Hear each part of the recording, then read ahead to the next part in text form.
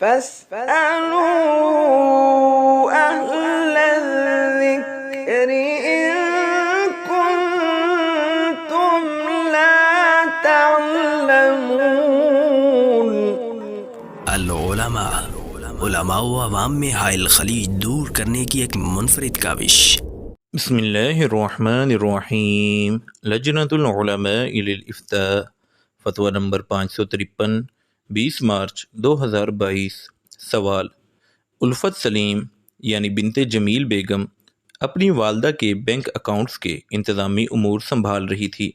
وہ ٹھیک ٹھاک تھا اور خوش رہے۔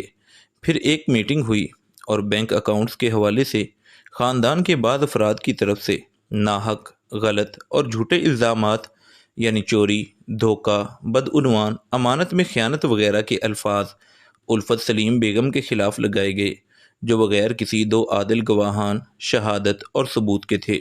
اور اسی میٹنگ میں ایک معاہدہ یعنی یہ اسٹیمپ پیپر کا قانونی معاہدہ نہیں ہے کے ذریعے سے ان بینک اکاؤنٹس کو الزام لگانے والوں نے الفت سلیم بیگم سے لے کر جمیل بیگم کی ایک اور بیٹی اور اس کے شوہر کے حوالے کرا دیے تاکہ وہ دونوں میاں بیوی ان بینک اکاؤنٹس کا انتظام سنبھال لیں۔ بعد میں اس شخص نے ناحق، غلط اور جھوٹے الزامات، الزام تراشی، تہمت اور بہتان لگانے کا خود اعتراف، تسلیم اور اقرار اپنے بیان میں اسی میٹنگ میں کیا۔ اب یہاں 3 سوالات ہیں کہ کیا ان لوگوں کا جھوٹے الزامات اور بہتان ترازی کر کے ایک مسلمان کی عزت پر حملہ آور ہونا، شریعت اس حوالے سے کیا کہتی ہے؟ اس غیر منصفانہ معاہدے کی بنا پر کیے گئے فیصلے کل عدم تصور ہوں گے، اور کیا اکاؤنٹس دوبارہ الفت سلیم بیگم کو ملیں گے کہ نہیں؟ جواب: الحمدللہ وحدہ والصلاة والسلام علی من لا نبی بعدہ۔ اصولی اور بنیادی بات یہ ہے کہ جو محترمہ اکاؤنٹس کی مالک ہیں وہ اس میں تصرف کی حقدار اور اختیار رکھتی ہیں۔ وہ اپنی مرضی سے ان کا انتظام و انصرام جن کو دینا چاہیں دے سکتی ہیں۔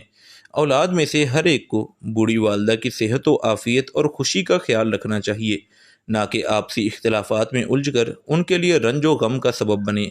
یہ بھی اسلام کی بنیادی تعلیمات ہیں کہ جھوٹ بولنا، بہتان ترازی کرنا، یہ سب حرام بلکہ کبیرہ گناہ ہیں، اور ایسے مرد یا عورت یا افراد کو اللہ سے بھی توبہ کرنی چاہیے، اور جن پر الزامات لگائے ان سے بھی معافی مانگنی چاہیے، ورنہ کل قیامت والے دن ان سب چیزوں کا حساب دینا ہوگا۔ اگلی 2 باتوں سے متعلق ہم کوئی بھی فیصلہ کن رائے نہیں دے سکتے۔ نبی کریم صلی اللہ علیہ وسلم نے حضرت علی رضی اللہ عنہ کو یہ نصیحت فرمائی تھی: لا تقضی للاول حتی تسمع کلام الآخر، سنن ترمذی، حدیث نمبر 1331۔ دوسرے کو سنے بغیر پہلے کے لیے فیصلہ نہ کرنا۔ لہذا ایسے معاملات جن میں فریقین میں اختلاف ہو، اس میں کسی ایک کی بات سن کر کوئی رائے دینا ممکن نہیں۔ پوچھے گئے مسئلے میں بھی یہی صورت ہے، جس میں یک طرفہ بات سن کر ایک فریق کو درست اور دوسرے کو غلط قرار دینا ممکن نہیں، بالخصوص جب سوال میں مذکور ہے کہ سب افراد نے آپس میں بیٹھ کر ایک میٹنگ اور معاہدہ کیا تھا اور اس کے بعد اکاؤنٹس ایک دوسرے کی طرف منتقل ہوئے ہیں۔ ایسے مسائل کا بہتر حل یہی ہوتا ہے کہ فریقین کسی عالم دین کے پاس حاضر ہوں اور اپنی اپنی بات بتا کر ان سے فیصلہ کروا لیں، ورنہ یہ بھی ہوتا ہے کہ ہر فریق اپنے انداز سے بات سنا اور بتا کر اپنے حق میں فتویٰ حاصل کر لیتا ہے، اور معاملہ سدھرنے کی بجائے مزید بگڑتا ہے۔ وآخر دعوانا ان الحمدللہ رب العالمین۔ مفتیان کرام فضیلۃ الشیخ ابو محمد عبدالستار حماد حفظہ اللہ، فضیلۃ الشیخ عبدالحلیم بلال حفظہ اللہ، فضیلۃ الشیخ جاوید اقبال سیالکوٹی حفظہ اللہ، فضیلۃ الدکتور عبد الرحمن یوسف مدنی حفظہ اللہ، فضیلۃ الشیخ سعید مجتبیٰ سعیدی حفظہ اللہ، فضیلۃ الشیخ ابو عدنان محمد منیر قمر حفظہ اللہ، فضیلۃ الشیخ حافظ عبد الرؤوف سندو حفظہ اللہ، فضیلۃ الشیخ ابو محمد ادریس اثری حفظہ اللہ۔ علماء و عوام میں حائل خلیج دور کرنے کی ایک منفرد کاوش۔